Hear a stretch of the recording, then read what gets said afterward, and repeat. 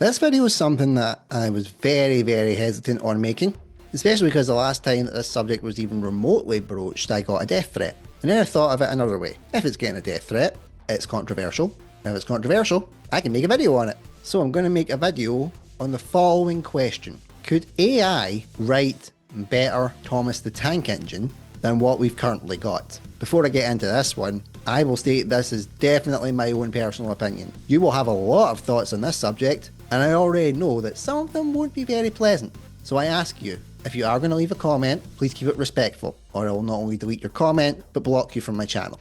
Try and keep an open mind, and above all, enjoy the video. Okay, let's dive in.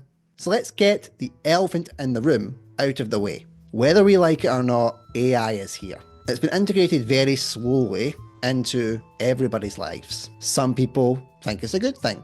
A lot of people, especially in the performing arts sector, not so much.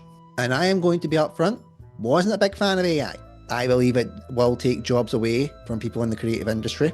I believe people in the creative industry are already feeling the pressure of that. And unless they use AI in the right way, it is only going to get worse. You want AI to help you with the things that you can't do, not the things you can already do.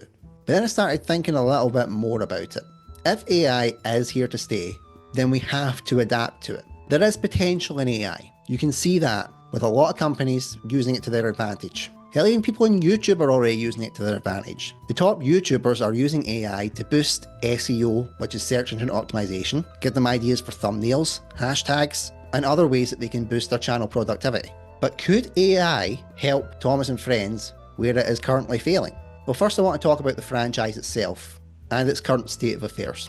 The Thomas and Friends franchise has been through a lot of ups and downs over its very long lifespan. And that's just in the time that it's been adapted to television. There's been lots of controversial things that have been introduced to the franchise which fans weren't a big fan of at first, and then over time they got used to it.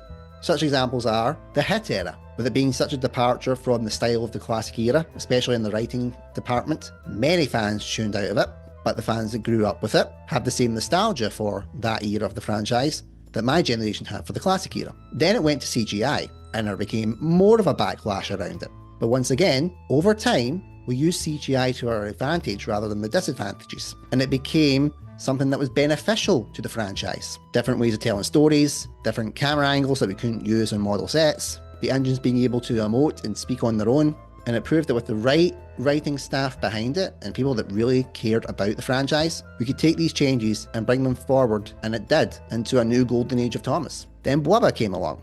This is when the animation got a lot more vibrant in colour, but elements like the bouncing came into play.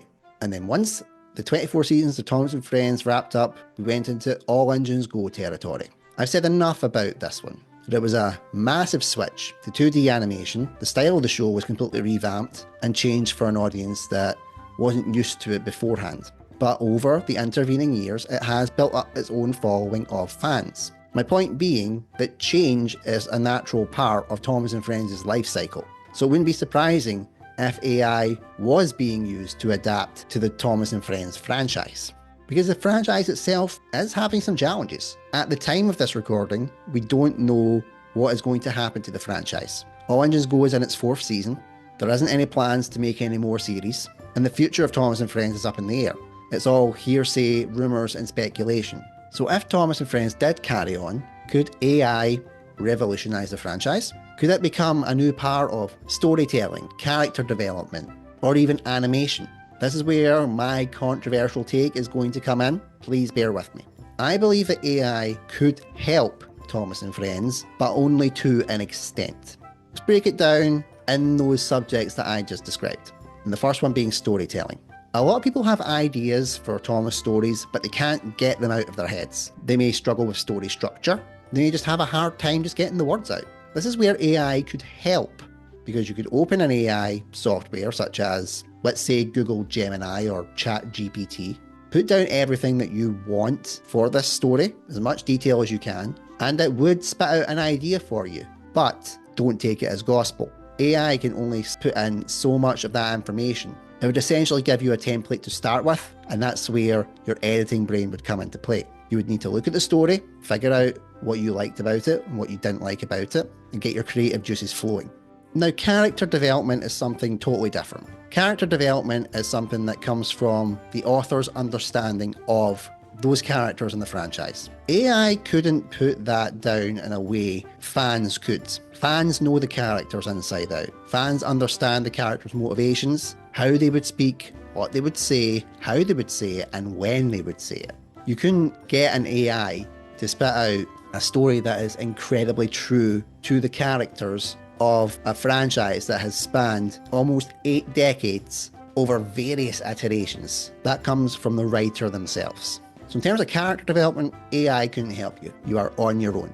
Animation. A lot of people will look at AI and think that because they can put in specific words and ideas, and they can generate an image to your exact specifications. I did some messing around with AI because I wanted to test it for myself. I wanted to see what different AI softwares could do, how they would interpret me putting in certain information. Now, when it comes to your generic characters, like for example Thomas, the main focal point of the franchise, AI can do a relatively good job of creating a Thomas the Tank Engine. There's enough source material to pull it from.